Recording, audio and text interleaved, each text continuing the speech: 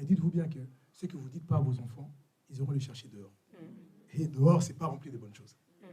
Ah oui, nous, on peut tous témoigner là. Dehors, ce n'est pas rempli de ce que Dieu veut. Si le monde entier est sous la puissance du malin, c'est que dehors, c'est le malin. Amen. Amen. Bon, nous avons fini avec les frères et sœurs. Merci à vous. Vous pouvez les applaudir.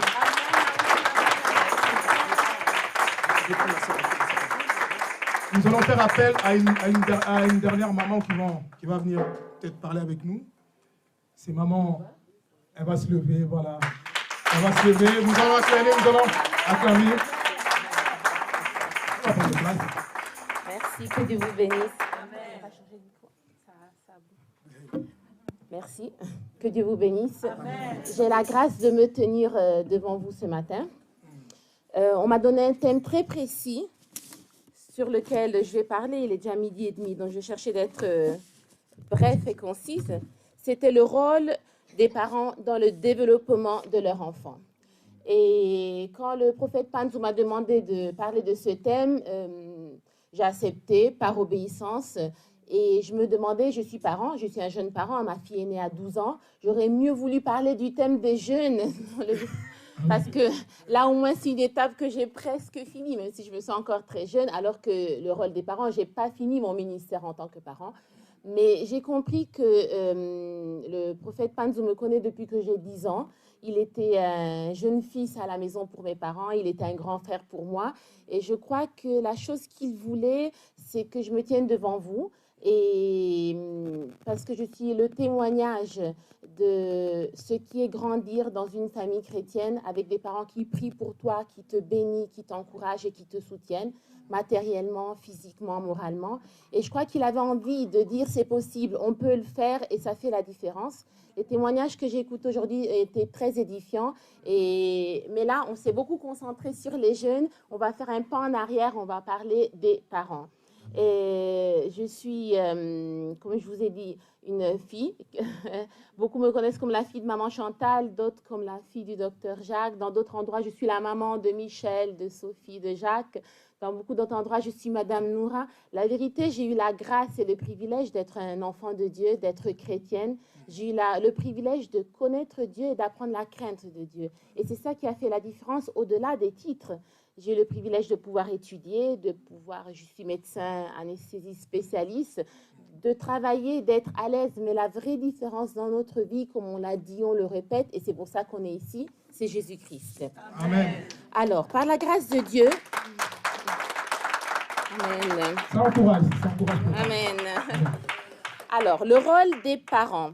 Le rôle des parents dans le développement des enfants. Pourquoi ce thème? Ce thème est fondamental. La famille est à la cellule et à la base de la société et à la base de l'Église. Donc, c'est simple que si le malin veut attaquer l'Église, qu'est-ce qu'il commence? Il attaque la famille. C'est simple de savoir que si j'attaque la base qui crée notre Église, des cellules faites de beaucoup de familles, j'ai affaibli l'Église.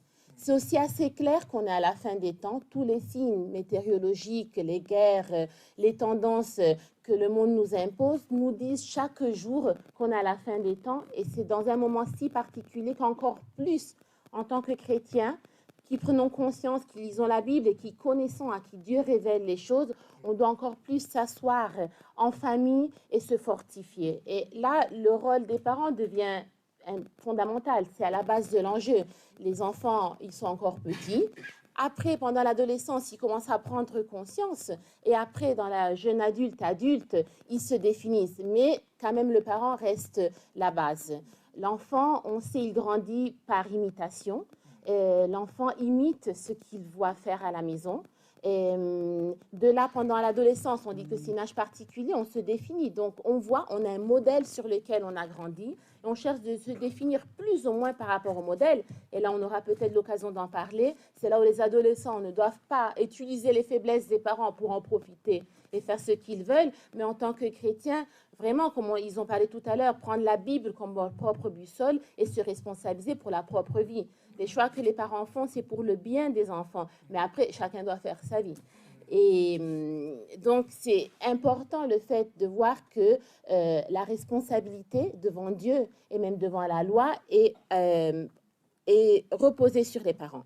Alors, le rôle, la notion de parent, c'est une notion sociologique et je veux définir un peu ça parce que ça engage pas seulement qui est parent biologique, mais aussi tous ceux qui sont à l'église et qui fréquentent l'église.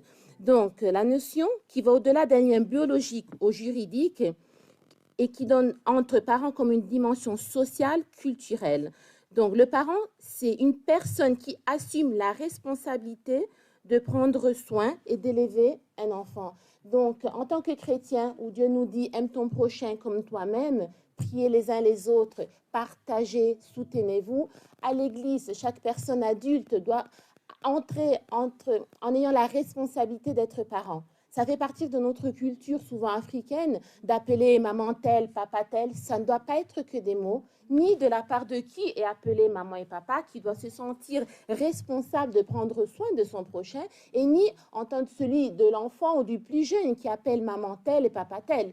Ça veut dire que quand maman telle et papa tel te dit ça ne va pas, oh, c'est pas qui tu suis, hein, qui tu te crois d'être, c'est ma vie, je fais ce que je veux, mais c'est maman telle et papa tel qui le fait. Et alors, je m'arrête, j'écoute, je prie et je fais le bon choix. Donc, je responsabilise avec cette prédication pas seulement ceux qui sont parents en biologie envers leur propre enfant, mais à la fin, toute personne qui fréquente l'Église et qui est responsable de prendre soin d'un enfant. En ce cas-ci, on parle de parents d'un enfant et de son prochain, spirituellement, avec les prières, le soutien moral, matériel, physique. Et surtout en étant des bons exemples. Pas de manière chrétienne hypocrite, mais parce que, comme le frère l'a dit, Dieu est là, il nous regarde, il nous voit régulièrement. Donc, je suis partie regarder dans la loi qu'est-ce que ça veut dire être parent. Et la première chose, directement, on parle d'être parent et on parle directement d'autorité parentale. Quelle est la différence? Être parent, être géniteur, ça veut dire avoir un enfant. Le fait d'avoir un enfant, d'avoir le privilège pour moi, mais pour d'autres, ce n'est pas une grâce de concevoir un enfant, ça dépend en quelles circonstances ils l'ont conçu, ne te rend pas parent. Ça ne te donne pas l'autorité parentale. C'est un choix que tu fais d'accepter ton enfant, de le reconnaître en tant que tel, ou bien de l'accueillir dans l'acte de l'adoption.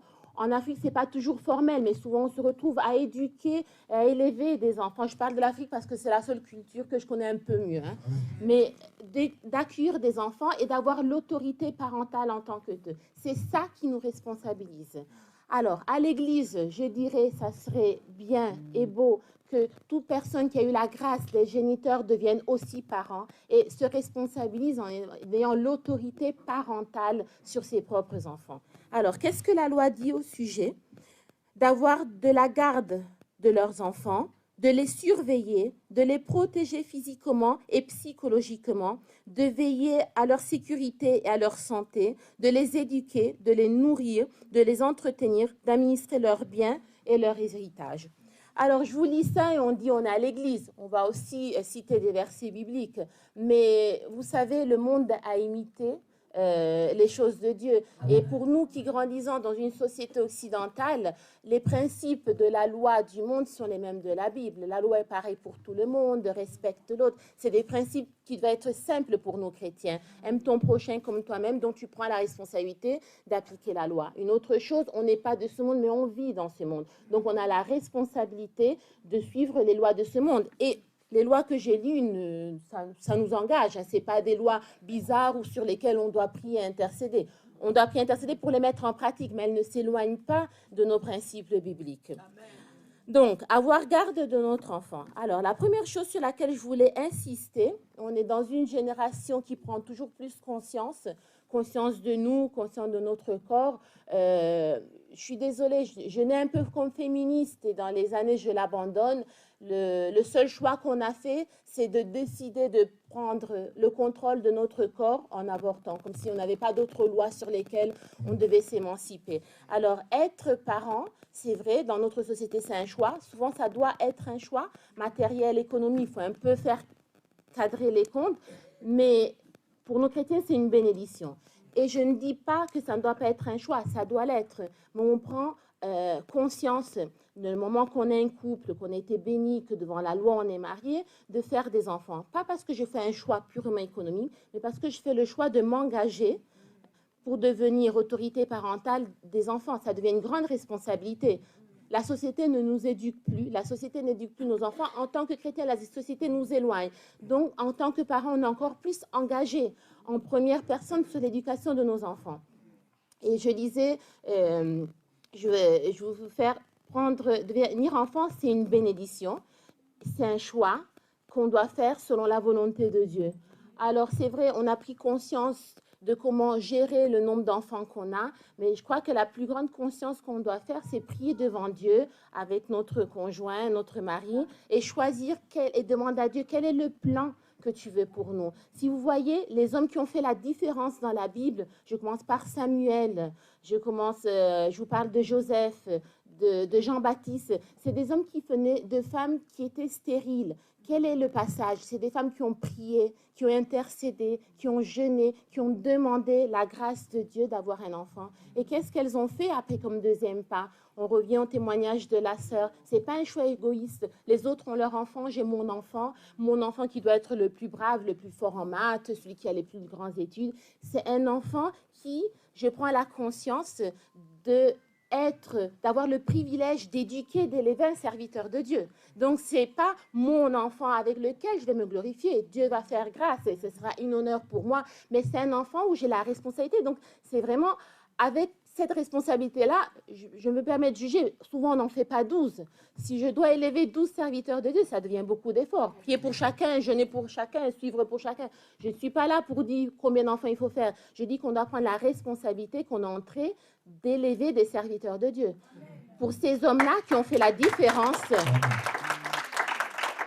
ils ont fait la différence dans la Bible. Les parents ont prié, ils ont gêné, ils ont demandé. Et une fois que ces mamans ont fini de les allaiter, la première partie, on parle d'allaitement dans la Bible, de prendre soin, c'est des enfants qui ont été laissés au temple. Laissés au temple, ça veut dire qu'ils ont grandi dans la maison de l'Éternel. Les parents, là, on ne peut plus les laisser physiquement au temple, mais on peut les accompagner physiquement et on peut les accompagner à la maison. Comme je vous disais, l'enfant, il grandit par imitation. La cellule de la maison doit être une simulation de ce que sera la vie. À la maison, je dois voir ce que la Bible me dit. Ce n'est pas un hasard que Dieu... Et beaucoup d'exemples dans la Bible, on parle de Dieu Père, on fait l'exemple du lien familial, on parle de l'amour des parents. C'est un sentiment avec lequel Dieu voulait nous faire comprendre avec quel tel amour il nous aime. Alors nous, parents, on a la responsabilité de représenter cet amour divin pour nos enfants. Quand un enfant va aller vers Dieu, il va savoir que mon père m'aimait, ma mère m'aimait, et c'est seulement une petite partie charnelle qui représente l'amour de Dieu. Donc, c'est une grande responsabilité qu'on a pour que ces enfants deviennent demain des serviteurs de Dieu. Amen. Donc, la deuxième chose sur laquelle je voulais beaucoup insister, il y a l'éducation. L'éducation école, l'éducation à la maison, l'éducation qui est un peu la base de ce que va être notre homme adulte.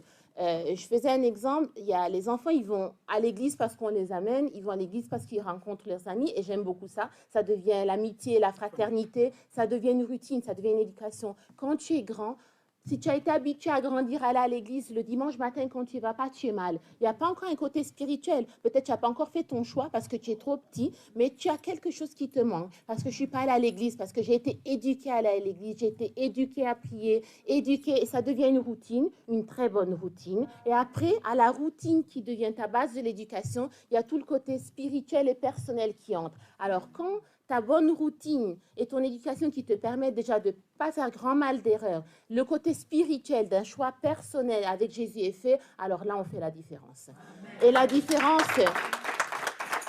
ce n'est pas seulement une différence matérielle, mais au-delà, j'ai eu la grâce de grandir dans une famille chrétienne et ça m'a donné l'opportunité d'être prospère. Prospère, ça va au-delà du matériel, de connaître ce que c'est la paix. Je me rappelle au lycée, mes copines disaient, moi je pleure au moins une fois par jour, je pleure au moins une fois par semaine, et je leur demandais, mais pourquoi vous pleurez? Et ils m'ont dit, mais toi tu pleures pas?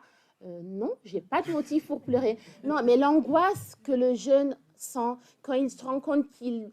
D'un côté, il veut se détacher des parents. D'un côté, il est complètement lié aux parents et on l'est toujours plus au point de vue économique parce que c'est plus difficile. C'est plus avant, dans les sociétés avant, 15 ans, tu allais, tu travaillais, et tu devenais déjà adulte. À 20 ans, après, tu faisais ta famille. Là, tout s'est reporté. Donc, tu commences à mûrir, mais tu dépends encore de tes parents.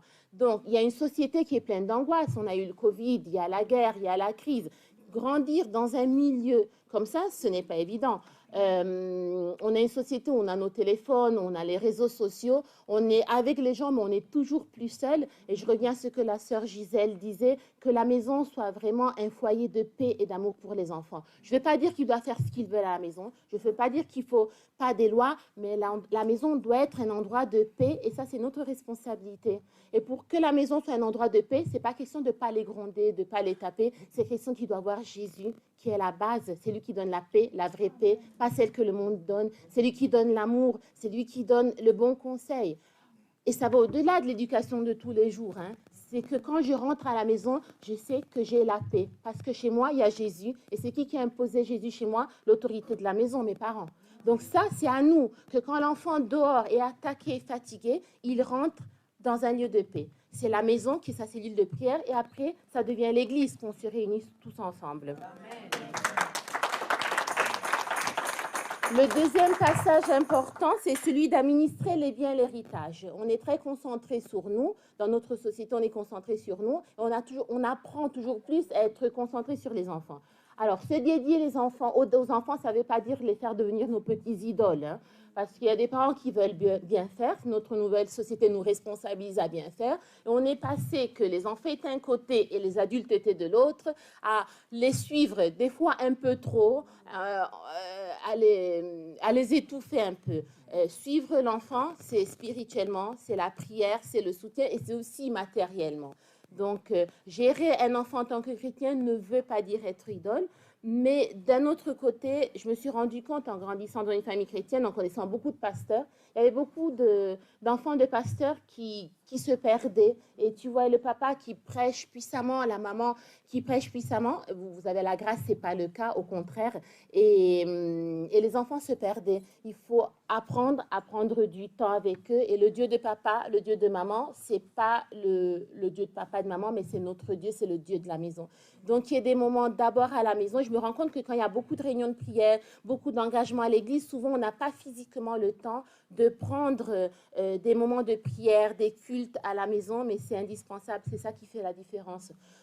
Quand j'étais au lycée, mon père nous réveillait à 6 heures du matin pour faire la prière avant de sortir. Et le culte, c'était 30 minutes. Je vous assure que la prière à 6 heures du matin, chaque fois tu priais, intercéda Saint-Crédémy qu'il ne se rappelle pas. Et chaque jour, à 6 heures, il disait, on est là pour la prière. Ça fait la différence. Quand on sort de la maison avec la prière, ça fait la différence. Je le dis en tant que parent, ce n'est pas évident. Moi, je me réveille, je sors avant de mes enfants. Pour des motifs de travail, ce n'est pas évident. Mais quand vous avez des moments en famille, en vacances, on a pu en profiter pendant le Covid, d'être tous à la maison et d'avoir des moments de prière, ça fait la différence. Un autre truc important, c'était sur l'héritage, pas seulement un héritage matériel, mais un héritage spirituel. Il y a un passage dans Jean où il y a un aveugle, les apôtres demandent à Jésus pourquoi il est l'aveugle, c'est de la cause de qui? De ses parents. On revoit dans les 10 commandements, en Exode, ce que tu fais retombe sur la 100e et la 1000e génération. On a même une responsabilité spirituelle sur ce qu'on fait, qui retombe sur nos parents. Après, par la grâce de Dieu, je vous ai cité un passage de l'Ancien Testament, où la malédiction retombe sur la 100e génération, et le passage du Nouveau Testament, où Dieu répond, Jésus leur répond aux apôtres. Les parents n'ont rien à y voir, mais nous, on est sous la grâce. Mais le Nouveau Testament n'a pas effacé l'Ancien Testament. La seule différence qu'en tant que jeune et qu'on a, c'est qu'à un certain moment, on peut se détacher et aller sous la grâce de Christ. Mais en tant que parents, cherchons de ne pas alourdir encore plus l'héritage de nos enfants. Cet héritage spirituel que nous, on a reçu, cet héritage de tradition, de sang, vraiment prions que la seule tradition qui puisse hériter de nous, c'est le sang de Jésus-Christ et que c'est l'amour de Jésus-Christ. C'est physiologique en tant que médecin, on grandit et il y a le génotype, donc c'est tout ce qui est génétique que nous on passe à nos enfants et sont là, nos enfants nous ressemblent. Ils prennent nos habitudes, nos manières et souvent ils prennent même des caractères récessifs. Donc on dit mais il a pris de qui? Non, il y avait un côté de nous qui ne s'était pas manifesté pour plusieurs raisons, qui est très bien dominant sur notre enfant. Malheureusement, comme on disait, ma mère rit toujours, on prend toujours les mauvaises choses, on apprend toujours les mauvaises choses. C'est toujours les grippes qu'on attrape, c'est jamais la bonne chose. On n'attrape pas la bonne humeur, souvent difficilement les bons côtés, mais apprenons, et après il y a tout un côté qu'on appelle le phénotype. Et je vous assure, le phénotype est important comme le génotype. Cela est d'un point de vue scientifique et cela encore plus d'un point de vue spirituel. Ça veut dire que si je suis comme ça, je suis chrétienne et je sais les combats, j'ai dû passer sur le feu pour que Dieu change mon caractère, change mes habitudes, change ma manière de voir, pour me détacher de toutes les traditions qui m'avaient enchaînée. Ma génération successive, c'est la version 2.0. C'est la version sur laquelle je peux m'émanciper, je peux travailler, je peux leur passer le sang de Jésus, je peux leur passer la correction de ce que j'ai reçu. Je ne suis pas là passive et je les regarde. Oh, il ressemble à mon mari, il me ressemble, il ressemble à mon grand-père. Non, non, non, non, non. Il est l'enfant de Jésus. Il ressemble à Jésus. On doit les bénir tous les jours. Prophétiser sur eux et imposer qu'ils ressemblent et qu'ils ont pris et qu'ils ont hérité de Jésus. Et ça, c'est notre responsabilité. Sinon, ça devient compliqué. Très compliqué les gérer. Et après, comme on parlait de l'adolescence, après certains moments, ils prennent leur choix. Et nous, on n'a que les genoux par terre et les larmes. Dieu fait grâce d'habitude. Mais je me demande, ça vaut toujours le coup de tomber de la bicyclette pour apprendre. Mon expérience, c'est qu'on peut s'épargner beaucoup de douleurs, beaucoup de... Pourquoi passer 40 ans dans le désert? On sait comment faire le désert en 40 jours. Épargnons ce chemin long et difficile à nos enfants. On peut le faire, on a l'autorité de le faire. La loi nous la donne. Donc, l'héritage qu'on va leur passer, c'est un héritage spirituel, un héritage de Dieu. Alors, on a parlé de beaucoup de choses, mais il faut aussi qu'on lise d'autres versets bibliques. La chose qui m'a plus touchée en préparant ce passage, c'était celui de Deutéronome 6, 20. Et il dit, lorsque ton fils te demandera un jour, que signifient ces préceptes, ces lois et ces ordonnances que l'Éternel notre Dieu vous a prescrits, tu diras à ton fils, nous étions esclaves de Pharaon en Égypte, et l'Éternel nous a fait sortir de l'Égypte de sa main puissante. L'Éternel a opéré sous nos yeux des miracles et des prodiges grands et désastreux contre Pharaon et contre toute sa maison. Il nous a fait sortir de là pour nous amener dans le pays qu'il avait juré à nos pères et de nous donner. L'Éternel nous a commandé de mettre en pratique toutes ces lois et de craindre l'Éternel, notre Dieu, afin que nous soyons toujours heureux et qu'il nous conserve la vie comme il l'a fait aujourd'hui. Ça, c'est ce que le commandement dit. Il y a plusieurs passages qui reprennent ça. Comment on doit éduquer nos enfants? Quel est notre rôle en tant que c'est répéter tous les jours? Il y a d'autres passages qui disent lisez-leur, répétez, racontez-leur à vos fils, à vos petits-fils ce que l'Éternel a fait dans vos... Pas tous ont eu la grâce de grandir dans une famille chrétienne. Beaucoup savent donc qu'est-ce que c'est le désert. Beaucoup savent qu'est-ce que c'est la misère. Beaucoup savent qu'est-ce que c'est la galère. Et pourquoi on est ici, maman? Pourquoi chaque dimanche? Pourquoi je dois sauter mon match de foot, de volley? Pourquoi je dois sauter mes anniversaires? Pourquoi je ne peux pas sortir avec mes amis? Parce que l'Éternel nous a fait sortir du pays d'Égypte. L'Éternel nous a fait sortir de la main de Pharaon. L'Éternel nous a délivrés des captifs. Et aujourd'hui, on est là. Qu'est-ce que la Bible dit? En paix? Je vous relis exactement. On est toujours heureux. On conserve la vie aujourd'hui parce que l'Éternel nous a fait grâce. Et nous devons aller tous ensemble louer Dieu dans la maison de l'Éternel. C'est ça la loi qu'on doit passer à notre enfant. C'est avec ça qu'ils doivent grandir. À un certain moment, être chrétien, ça peut devenir une contrainte. Et c'est souvent difficile. Alors, on veut qu'ils soient de ce monde, on veut qu'ils excellent en ce monde. On prêche, vous devez être des champions. Et après, à un certain moment, on les éloigne. Et après, on dit, ils vont grandir comme des émarginés. Alors, je parlais avec une copine pendant la période de Noël. Une copine qui est chrétienne, on parlait de la Nintendo Switch, PlayStation et tout. C'est la mode, c'est les jeunes. Aussi, ils doivent avoir leur moment de relax, ils doivent se détendre. Il y a des moments, ils peuvent ni lire, ni étudier, ils sont fatigués. Et alors, pourquoi pas 20 minutes de... Alors, personnellement, moi, j'ai démonisé les jeux électroniques, mais c'est un choix. Je ne dis pas que c'est mauvais a priori.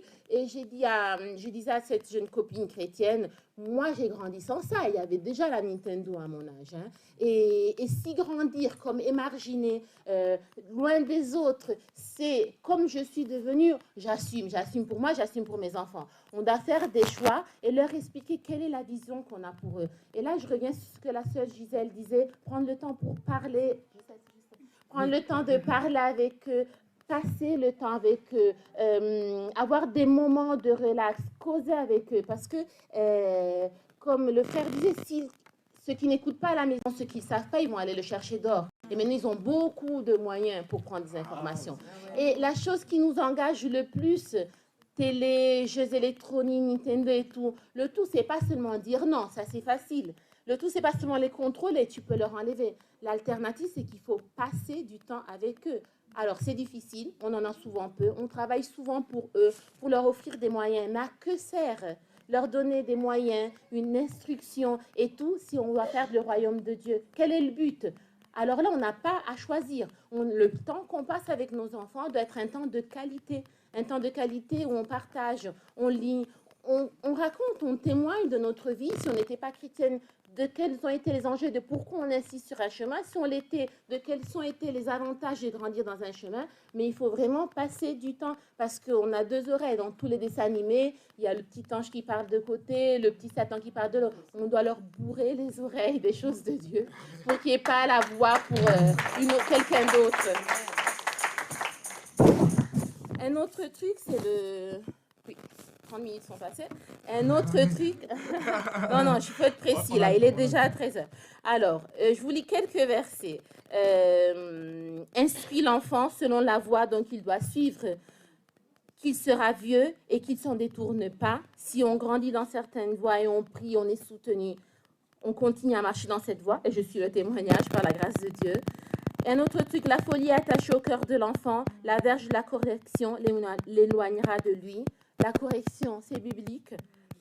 Dieu dit qu'il faut le corriger sans casser aucun os, sans mettre en danger sa vie. Mais la Bible nous encourage à corriger nos enfants et les instruire selon le Seigneur. Les corriger et les instruire selon le Seigneur. La correction en tant que telle, ça ne veut rien dire. La différence, c'est nous, on corrige et on instruit selon le Seigneur. On corrige, on enlève ce qui ne va pas. Il y a un trou qui se crée. On met Dieu et les lois du Seigneur à l'intérieur. Et une troisième chose, je reviens à ce qu'on a, les témoignages. On a écouté beaucoup de choses édifiantes aujourd'hui. Et vous, pères, n'irritez pas vos enfants, mais élevez-les en les corrigeant et en les instruisant. N'irritez pas votre enfants, encouragez-les. Père, n'irritez pas toujours, ça c'est Éphésiens 6,4 que j'ai lu. Colossiens 3,21 dit, Père, n'irritez pas vos enfants de peur qu'ils se découragent.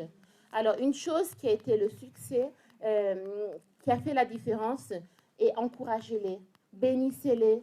Il y a des mots qu'en tant que chrétien, on ne doit plus dire ce voyou, ce bandit, ce vaurien. Prophétisons. Ce prophète, ce pasteur, ce serviteur, ce docteur, prophétisons, parlons bien. Si nous, on ne parle pas bien d'eux, ce n'est pas les professeurs à l'école qui vont le faire.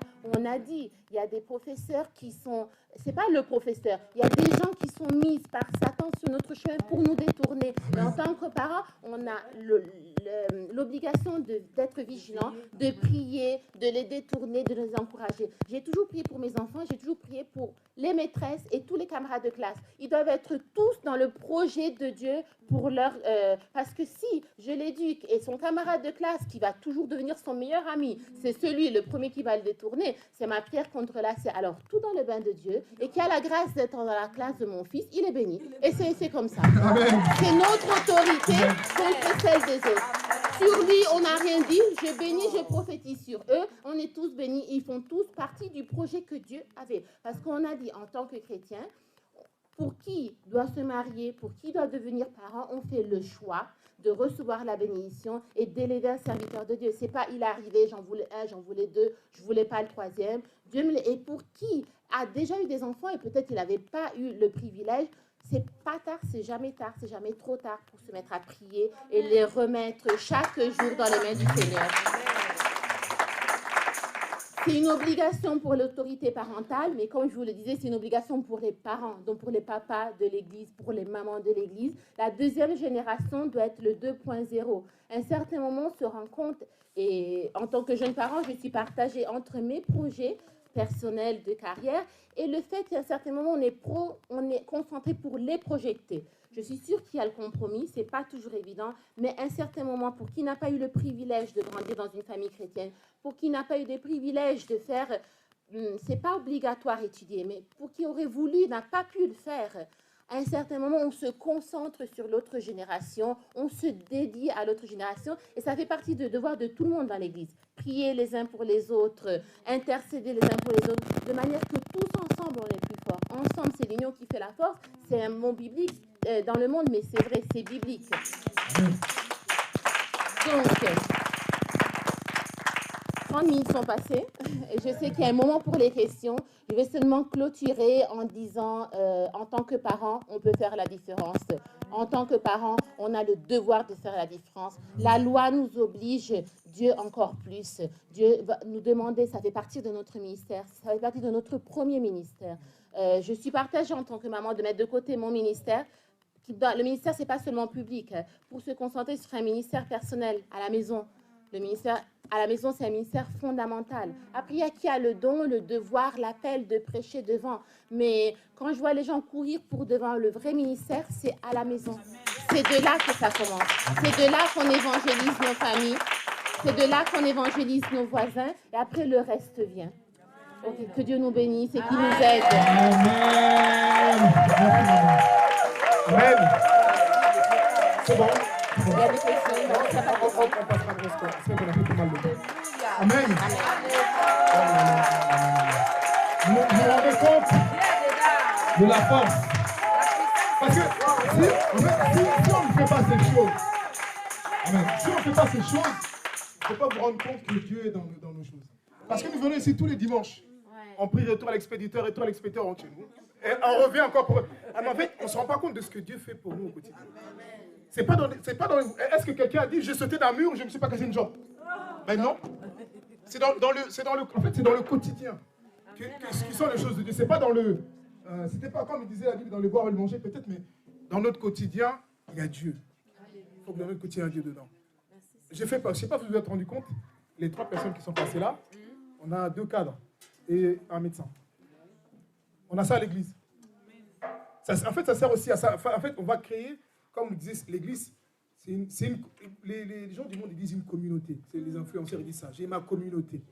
Ben, ici, vous êtes une communauté. Amen. Ok? Dites-vous, vous avez des ressources. Moi, je travaille à l'hôpital, d'ailleurs. Peut-être que dans vos familles, il n'y a personne qui travaille à l'hôpital. Vous ne savez pas c'est quoi devenir médecin. Vous ne savez pas c'est quoi travailler à l'hôpital à plein temps. Vous ne savez pas comment faire pour... Vous ne savez pas ce que ça engendre les études pour devenir médecin. Ben, on a des médecins chez nous. On a des cadres chez nous. On a des gens qui travaillent dans l'immobilier. On a des gens qui sont un peu de tout. Mais sauf que si vous ne prenez pas le temps de parler avec vos voisins, ben, vous ne saurez pas. C'est une bénédiction que vous privez à votre enfant. Vous venez à l'église. Des fois, vous venez à l'église. En fait, c'est vrai qu'il maintenant, il faut peut-être revoir votre manière de faire.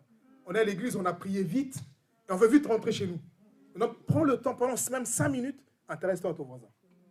Intéresse-toi à la dame qui est à côté de toi. Peut-être que parler avec elle pendant 5 minutes évitera que la dame, en sortant d'ici, aille se jeter au-dessus d'un pont. Parce qu'elle est venue ici, elle n'a pas trouvé ce qu'elle voulait à l'église. Et dehors, elle se dit que... parce que quand le diable parle, il dit que la mort, c'est une solution. Or, nous avons été créés à l'image de Dieu. Le diable veut détruire ce qui est de Dieu en nous. Donc, quand vous êtes là, je vous ai dit, le fait d'être nombreux, c'est une bénédiction. On a beaucoup de cultures, on a beaucoup de familles, on ne vient pas de la même famille, on ne se bat pas pour les mêmes choses. Quand vous êtes là, dites-vous bien que vous êtes une bénédiction. Et l'encouragement, ça c'est vrai, ça. Les parents, moi je ne suis pas encore parent, mais les parents l'ont dit, encouragez vos enfants. Quitte à en faire je sais pas, des enfants, pas des enfants gâtés, mais quitte à un peu gonfler leur ego. Quand il va aller à l'école, que le professeur va dire, mais toi tu n'arriveras à rien. Ben non. Quand toi, en tant que parent, tu contres ces paroles parce que Jésus dit, toute parole que vous libérez devient esprit et devient vie. Vous libérez des paroles et ils vont libérer des paroles. Comme elle a dit, j'ai prié pour mes enfants, j'ai prié pour que l'école où elle se trouve, que la maîtresse soit dans le plan de Dieu. Vous allez, en fait, aujourd'hui, c'était vraiment, moi, ça sonne comme quelque chose qui rappelle le rôle de chacun. Les jeunes, vous avez des parents. Les parents sont des dieux. En Afrique, il y a des coutumes qui font ça. Quand les enfants, je ne sais pas si ça se fait, maman Flo va peut-être me corriger, mais les enfants passaient entre les pieds des parents, entre les jambes des parents, pour avoir la chance. Combien, vous voyez, on me confirme. Combien d'enfants ne sont pas passés entre les jambes des parents pour se dire que je serai béni? Et pourtant, Jésus a donné son sang. Nous ne savons pas ça. Il vous éloigne des choses de Jésus. Et pourtant, il s'est sacrifié. Il a donné son sang. Il est devenu homme, il est devenu chair. Il a eu faim, il a gêné, il a prié pour nous. À un moment donné, il faut se rendre compte que nous avons ce poids-là. Nous avons cette culture-là, cet héritage-là. C'est l'héritage que nous marchons pour. Donc, je ne vais pas m'attarder. Nous allons être exhortés par notre sœur Moufette. Et après l'exhortation, on va prendre un temps pour... Peut-être, maman va prendre, parce que maman, elle a eu cette grâce-là. Elle a la grâce de conduire l'église. Elle a la grâce de conduire sa famille. Et nous voyons les fruits de travail. Nous voyons le fruit de la prière. C'est-à-dire que ce n'est pas quelque chose que quelqu'un m'a raconté. Parce que moi, je suis très proche de la famille Pense. Je les vois au quotidien, je vois leurs sacrifices, je vois ce qu'ils font pour leurs enfants. Je vois combien, on était là pour le 31, combien on a fait des kilomètres en 2 jours. On a fait beaucoup de kilomètres juste pour que le culte du 31 soit le culte que vous avez vu. À un moment donné, c'est le sacrifice qui paye. Quand vous avez sacrifié, que Dieu vous a donné, n'oubliez pas de revenir à Dieu. Amen. Il y a un pasteur qui disait, quelque chose que j'ai eu dans la prière, je ne peux pas aller le célébrer dans un bar. Ah oui, quelque chose